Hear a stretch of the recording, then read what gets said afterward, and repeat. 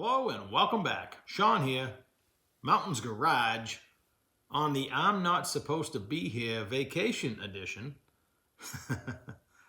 I got up at 4:30. We're vacationing for the weekend anyway, like we do every weekend. We have a boat and a slip at a marina about a half hour up the street. It would only be about 20 minutes if there wasn't so many 25-mile-an-hour zones, but it takes about a half an hour in traffic to get there. Not bad. It's like going to a different world. You know, I live in the woods. And there's people and lots of boating happening. So if anybody's interested in boat stuff, I could do some videos on my foray into, operating a boat and mostly fixing it.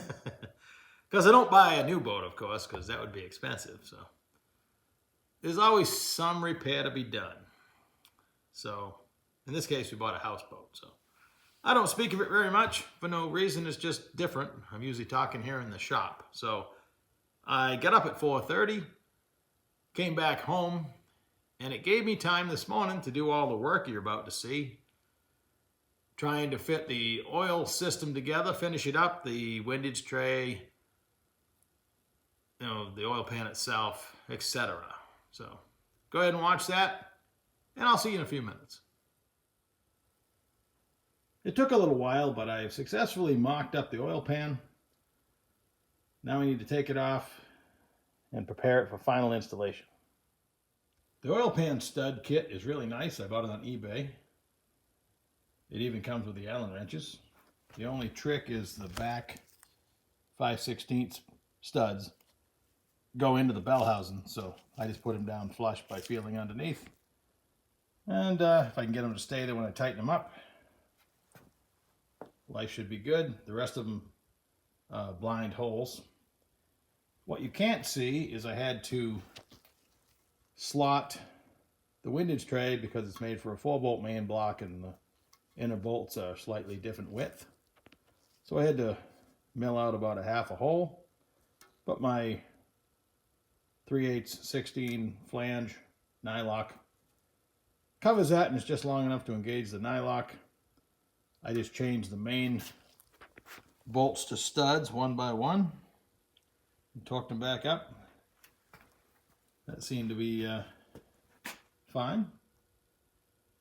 So now I'm going to put sealer under the corner of the gasket on four corners underneath here, where the covers join and the rear main cap joins the block. And on the oil pan side, I'm going to do nothing, just bolt it on.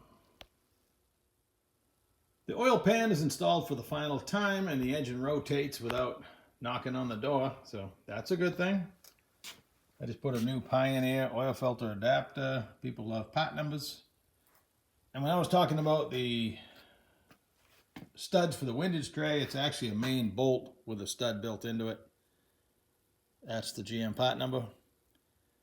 It took 5 of them. And I had to supply my own nylock nuts to hold the windage tray on. But studs is definitely the way to go.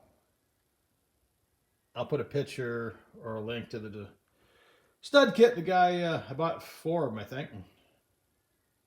He was really speedy with shipping. All the hardware comes in individual bags. It's not all oily, but it's not rusty. Ready to install. And it even came with the Allen wrenches, like I said. So I'll spin an oil filter on. I won't fill it yet. I'll just spin it on lightly. And just to get stuff off the bench, I'm going to bolt the starter on and flip the engine over for the last time. The oil filter is nothing special, just a Wix 51061. The starter is a Mr. gasket that I picked up, gear reduction. It fits 153 or 168 tooth, depending on which set of holes you choose. Obviously, larger, the starter needs to go this way. My block is absolutely bare metal, so I got a good ground. And what I like about this one, even though I never bought the Mr. Gasket starter before, it comes with enough shims to shim it this way, and instructions on how to check all the clearances. So we'll get to that eventually. Fuel pump time. I have a cast core camshaft, so I can run just a stock push rod. And for both engines, the 377 and the 421, I bought 2 Cotter mechanical fuel pumps. The largest output mechanical pump without needing a regulator. They're both the same part number, M4891. Interesting, this one has different screws and only a 1/4 inch inlet.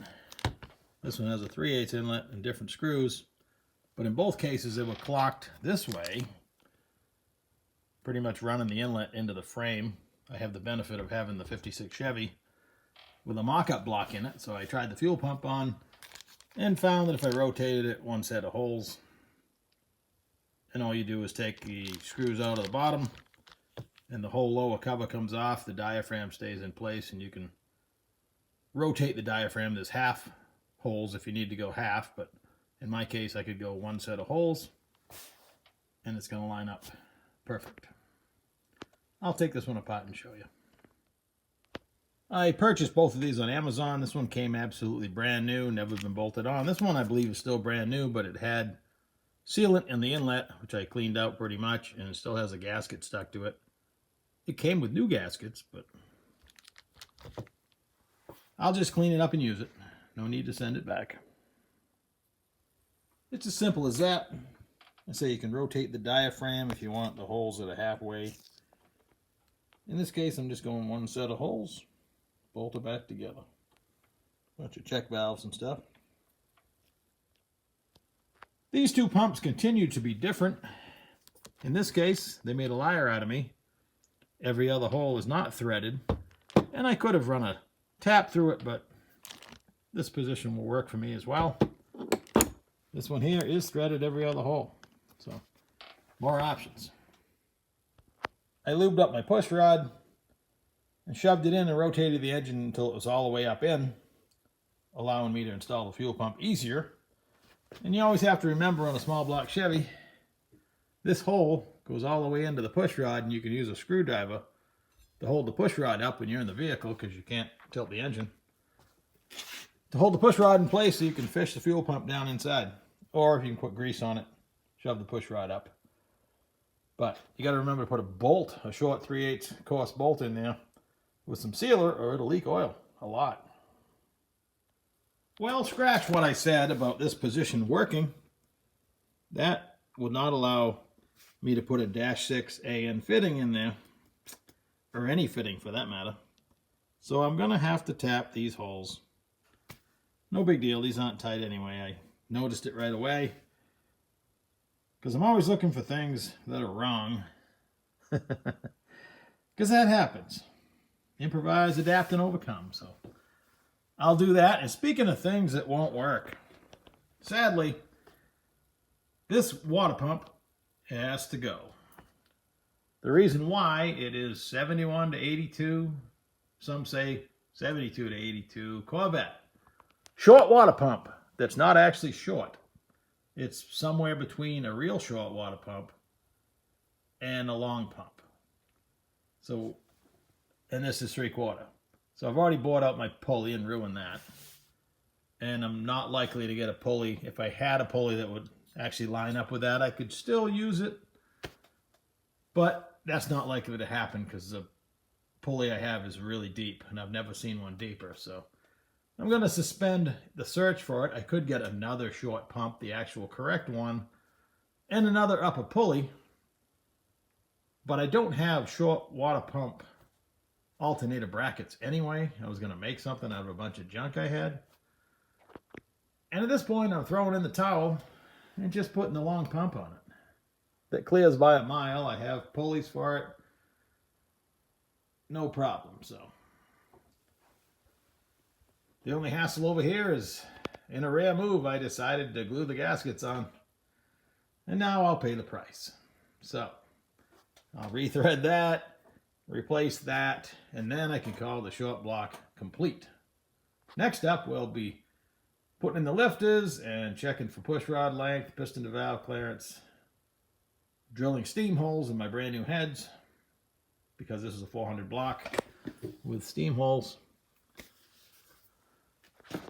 All right, in future episodes. Just another perfect example of two parts I bought at the same time, the fuel pumps, same part number. I could have returned the one that was used, but I kind of like the fact that it had a 3/8 inlet because that's going on the 421 that will probably have more fuel demand, I guess. I mean, I'm putting, hopefully, dual quads on the 377. It's just a low-rise intake. I've showed it to you before with a couple of 500 CFM of the Cotter Elderbrock style carburetor. I'm not a fan of those, but they happen to fit this intake. The only thing that's going to prevent me from putting that setup on the 377 is if the ports on the heads that I have are too big. It's pretty common for the, like an engine I did off camera a few weeks ago. I guess I did show you some of it. I set an Elderbrock Performer dual plane on a set of Brodex heads, and I could still see the intake port on the top.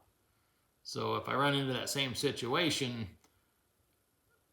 I mean, small block Chevy cylinder heads with giant ports were not available when my Offenhauser or Elderbrock intake, I forget which one it is now, was made in the 60s or 70s. So head technology has come a long way, and you have to have a matching intake. So I hope I can make it work. If not, plan B. Like everything else you've seen, like the fuel pumps. Every piece along the way, you have to give it your attention because there's probably a reason why you're going to have to modify it or make it fit. The sad truth, and I will never stop showing that. It does you no good, or me, to skip over the blunders or, you know, the parts that don't match and all that stuff. It's all about making it work. The short water pump, I could continue to try to make it work, but at what point do I want to give up on it? I could get Corvette pulleys, which aren't cheap, by the way, and I am. So I'm just pulling the plug. I'm going to put a long water pump on it. I'm putting the radiator on the 56 wagon ahead of the radiator support in the 6-cylinder position anyway. I had planned on doing that. There's no reason not to. I don't have anything that needs to go up there. So, and, well, that's the plan anyway. So we'll see how that pans out. So I hope you're having a great weekend. I'm going to go back to the marina and spend the weekend doing something outside the shop. I like being in the shop. It's a pretty humid day out there, and my shop is always comfortable. It's just like a cave in here. So much so that it wants to grow, you know, stalactites and stalagmites, but at least it's cool. So happy 4th of July for this great country of ours, and I'll catch you in a couple days.